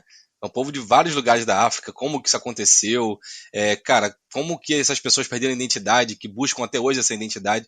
Então, assim, o Laurentino ele trata bastante sobre a história da escravidão no Brasil. Ele tem alguns livros de história já, 1889, tem alguns outros livros. É uma leitura, assim, não é uma leitura difícil, é uma leitura fácil, ele traz para simplicidade. Então, assim, acho que vale começar lendo livros, entendendo como que a escravidão começou no Brasil. Vale ler mais da Bíblia, entender, né, como que somos todos iguais, que não necessariamente precisa ter discriminação de nada. Então, assim, busquem conhecimento, né? Acho bem importante buscar esse conhecimento. E, assim, espero que a gente tenha plantado uma sementinha ou algumas sementinhas e durante o episódio ainda tenha regado essa sementinha para que esse assunto venha crescer no coração das pessoas, para que em breve a gente tenha que fazer um outro episódio para falar assim, nossa, como melhorou, né, esse tratamento, assim, que eu acho que é o sonho de todo mundo. Valeu aí, cara. Valeu, obrigado você pela participação. O livro que você comentou, cara, o Escravidão, na verdade, é uma série, né, de 3 livros. Isso, exato. O Laurentino Gomes está lançando o 3º agora, eu estou lendo o 2º. E, cara, realmente muito bom você dar a cara, né, para as pessoas, você dar nome, você dar identidade, né, você tirar aquela coisa ao escravo, como se alguém tivesse nascido escravo, não tivesse brotado da terra escravo, né, e não, você realmente entender histórias e cultura e regiões da África onde essas pessoas moravam e foram retiradas e trazidas para o Brasil, acho que ajuda a gente a olhar para o panorama atual com um pouco mais de respeito, um pouco mais de empatia, né? Como a gente falou antes aí. Mas muito bom. As dicas aí estão todas anotadas aí na descrição do episódio, lá em resistenciapodcast.com. Você pode pegar os links lá e adquirir os livros aí, a gente não está ganhando nada com isso, mas é sempre bom recomendar. E Débora, obrigado, tá, querida, pela tua participação. Foi um prazer ter você com a gente hoje. E o microfone fica aí aberto para você fazer suas recomendações ou o que você quiser fazer. Fica à vontade. Também aproveitar, na verdade, para agradecer o convite, né? Adoro gravar, então tá aqui. Fazer podcast é uma coisa que eu amo muito e receber o convite. Já faz o merchan, Débora. é sempre legal, assim, né? E poder estar aqui discutindo e falando também de um assunto que é mais sério, né? Mas que é super relevante.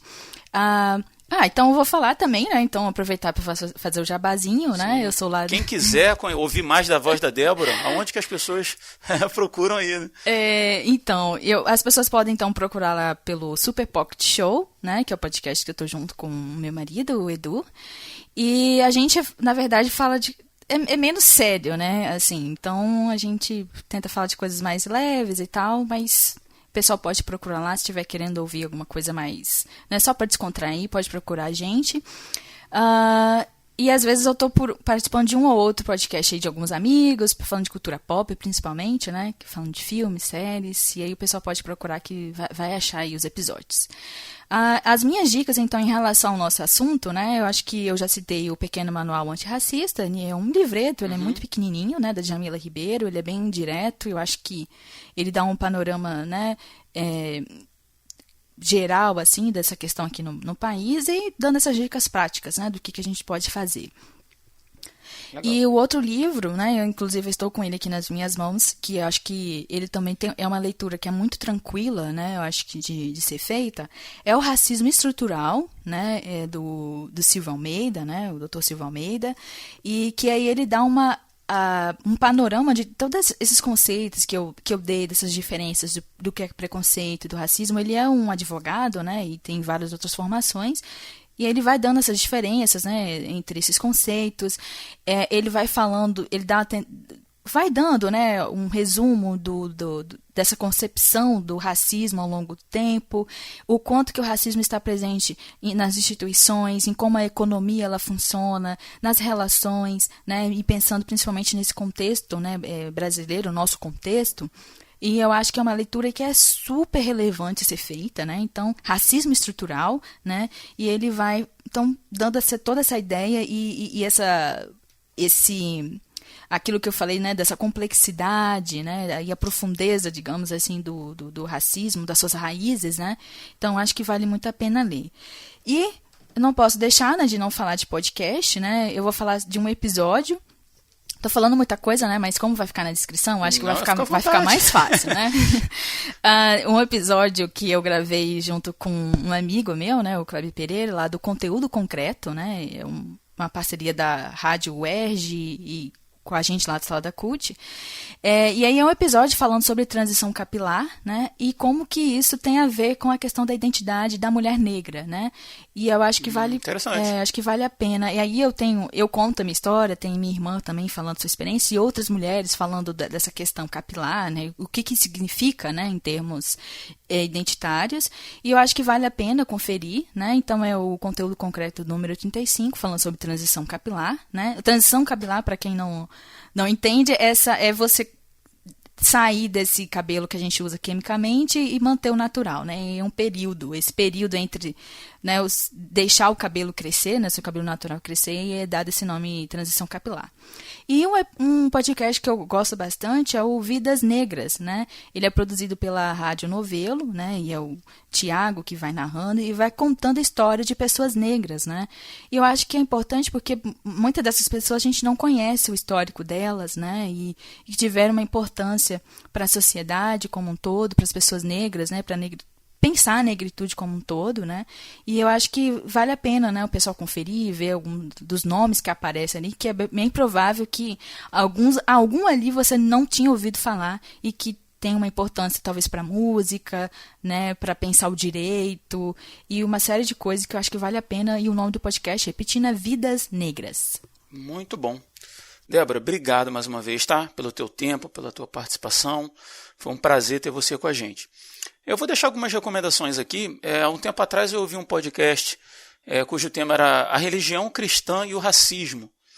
Ele é da revista Adventista.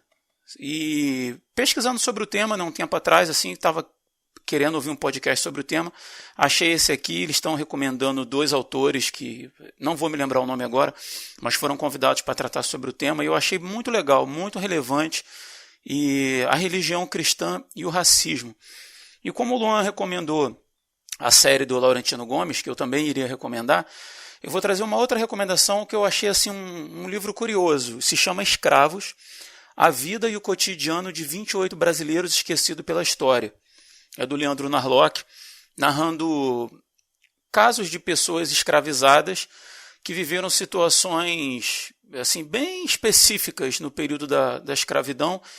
E embora o Narlock às vezes seja bastante criticado por algumas questões, mas eu acho que, pelo menos para mim, esse livro me fez, como eu tinha dito antes, né, dar cara, dar nome para pessoas, né, e tirar aquele aspecto do escravo como quase uma figura folclórica, né.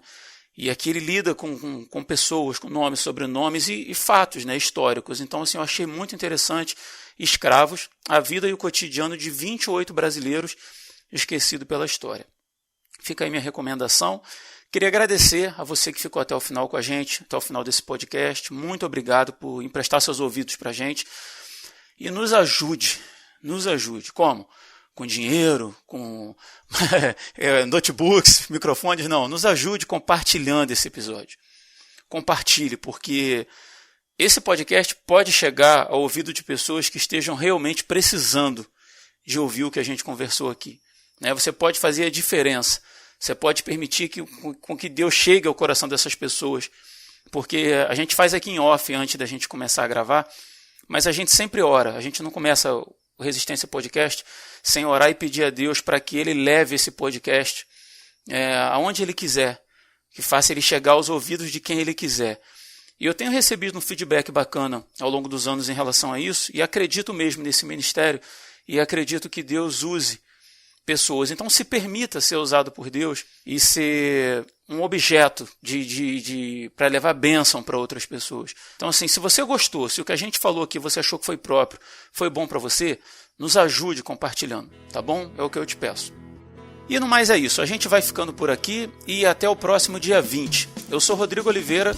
Eu sou o Luan Brum. Eu sou Débora de Menezes. E se você está ouvindo isso, você é a Resistência.